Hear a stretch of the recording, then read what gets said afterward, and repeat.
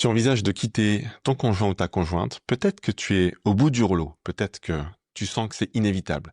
Mais laisse-moi te dire une chose essentielle, le moment où tu pars est décisif. Ce que tu fais juste avant de quitter le domicile peut avoir un impact énorme sur ton avenir, ton équilibre et ta relation avec ton enfant. Dans cette vidéo, je vais te partager les 5 plus grandes erreurs à ne pas commettre avant de quitter ton conjoint ou ta conjointe. Certaines sont très fréquentes et pourtant, elles peuvent te coûter très cher sur le plan juridique, financier ou émotionnel. Alors c'est parti pour les 5 erreurs. La première, c'est tout simplement partir du domicile sans cadre légal. C'est la plus courante et l'une des plus risquées aussi. Voilà, tu en as marre, tu prends tes affaires, tu claques la porte et tu dis on verra plus tard. Mais juridiquement, quitter le domicile conjugal sans cadre légal peut être interprété comme un abandon de domicile. Et dans certaines situations, cela peut jouer contre toi, notamment dans la procédure de divorce ou dans la garde des enfants. Ce qu'il faut faire à la place, c'est consulter un avocat avant de partir, envisager une ordonnance de mesures urgentes ou de mesures provisoires, ou encore proposer un accord amiable écrit si la communication est encore possible avec ton ex.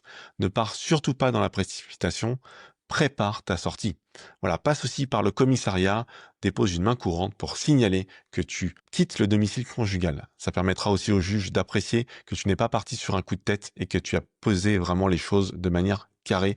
Ça fait une sorte de preuve. Erreur numéro 2, ne pas anticiper les conséquences sur ton enfant. Quand on est en pleine crise, on pense souvent à soi, j'en peux plus, je dois partir, mais ton enfant, lui, il va vivre un bouleversement profond. Si tu n'anticipes pas ce changement, il peut vite y avoir des dégâts. Avant de partir, pose-toi ces questions. Où est-ce que sera logé mon enfant? Quelle sera la fréquence des liens qu'il aura avec moi? Ai-je un endroit stable où l'accueillir? Est-ce qu'il y a une solution temporaire pour maintenir le lien malgré la séparation?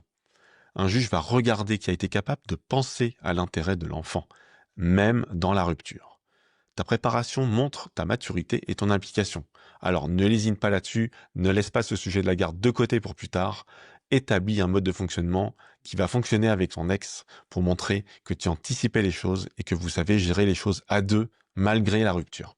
Erreur numéro 3, ne pas garder des traces ou de preuves de son implication.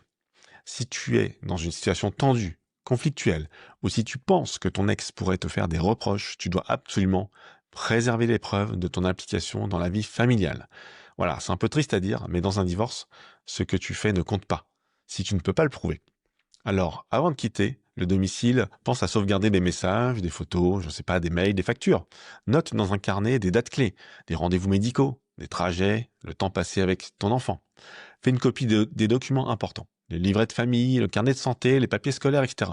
Ce n'est pas de la paranoïa, hein, c'est juste de la prévention intelligente parce que le moment où voudras récupérer ces papiers, si jamais ton ex fait obstacle, tu vas avoir vraiment des difficultés à avoir ce dont tu as besoin. Erreur numéro 4, quitter sans discuter des conséquences financières. Quand on part dans l'urgence, on oublie de se poser la question essentielle, comment je vais vivre après? Et aussi, quelles seront mes obligations? Beaucoup d'hommes découvrent après coup qu'ils doivent payer une pension alimentaire, une part du crédit, ou même une prestation compensatoire. Donc avant de quitter ton domicile familial, prends le temps de faire un point clair sur tes revenus, tes charges, tes dettes. Estime ce que tu devras potentiellement verser aussi à ton ex, hein. Donc tu dois prévoir ce budget post-séparation pour éviter de te retrouver en grosse difficulté financière. Et si possible, parle-en calmement à ton ex. Si la communication, elle est toujours possible, bien entendu. Et si jamais c'est pas le cas, n'hésite pas à te faire accompagner. Voilà, je pense notamment à la médiation. Trouve un tiers de confiance qui va pouvoir faire le lien entre tous les deux. Enfin, erreur numéro 5, justement, ne pas travailler la communication avec ton ex. Donc parlons de ça un petit peu, car une des plus grosses erreurs, c'est de croire que tu vas couper les ponts définitivement avec ton ex et que chacun va faire sa vie de son côté. Ça, ce n'est pas la réalité. Si vous avez un enfant en commun, vous allez devoir continuer à communiquer, et cela pendant des années. Si aujourd'hui le dialogue est rompu ou tendu, c'est le bon moment pour poser les bases d'une communication plus saine. Ça peut éviter des mois de guerre, des procédures à rallonge et beaucoup de souffrance. Et si tu ne sais pas comment faire, je t'invite à regarder ma conférence gratuite Comment améliorer rapidement ma relation avec mon ex.